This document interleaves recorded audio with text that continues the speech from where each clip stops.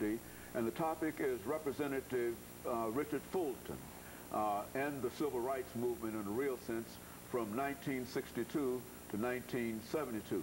And of course, Professor Pickard, let's see if we can pick up with the congressional representation of Representative Fulton. Let's start with that. 62, Fulton ran again. He'd only lost by 75 votes or something like that in the primary in 1960, and he ran again in 1962. That was without question that he would. At this time, he had the backing of the Nashville Tennessean. John Siegenthaler said they had some qualms about him right first, but they decided to back him. They didn't like Loser's record.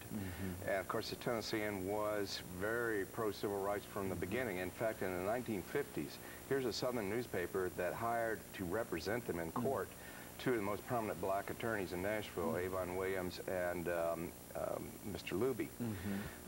So they backed Fulton, and this time in the primary, what happened on the night of the primary, it went on so late that Fulton fell asleep in Siegenthaler's office.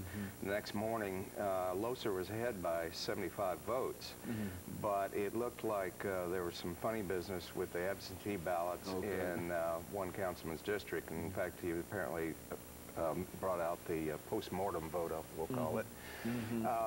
And basically, Harold and Pearl Bradley, both history professors at Vanderbilt and Fisk, respectively, led a movement in the Democratic Executive Committee to deny Loser the nomination. So they basically, the Democratic Executive Committee did not, well, they both ran as independents that year. Neither one was certified as Democratic nominee, and Fulton won that fall. And shortly after that, Siegenthaler got him an appointment with President Kennedy. He endorsed the programs of the New Deal, and particularly Medicaid, which he was very much interested in. Now, when he went to Congress, he had a controversy come up right away. He was the first Southern congressman to hire a black staff member. His secretary was a black woman, and he not only gave her a job, but helped her husband get a job there in Washington. And interestingly, he got some negative letters about this, not a whole lot, but from one very prominent businessman whose company is still his namesake here in town. Wrote him a letter saying that Negro, small n, Negro girl that you hired does not deserve that job and has not earned it, because these is white man's taxes that pay her salary, and this is a white man's country.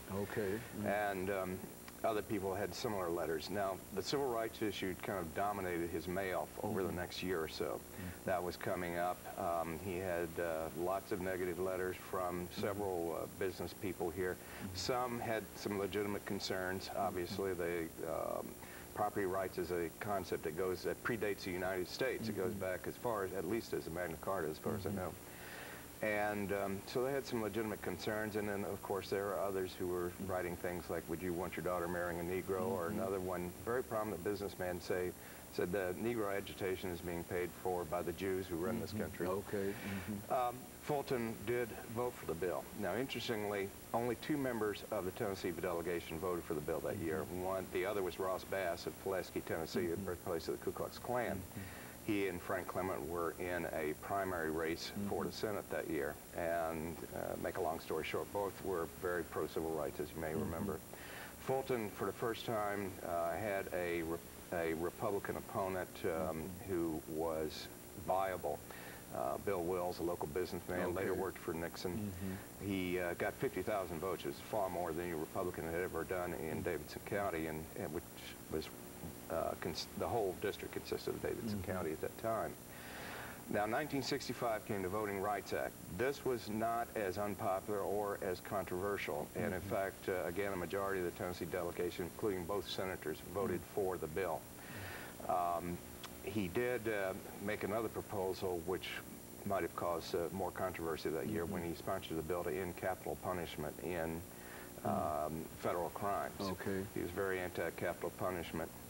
And then he didn't have a difficult re-election in 1966, but an issue came up in 1968, the most important one, and the one that almost killed him, was the Open Housing Act. Now, the Open Housing Act, ending discrimination in housing, was a bill that was was very unpopular nationwide. It was really aimed as much at the North as it was at the South, with the housing discrimination and people forced to live in just certain sections of town.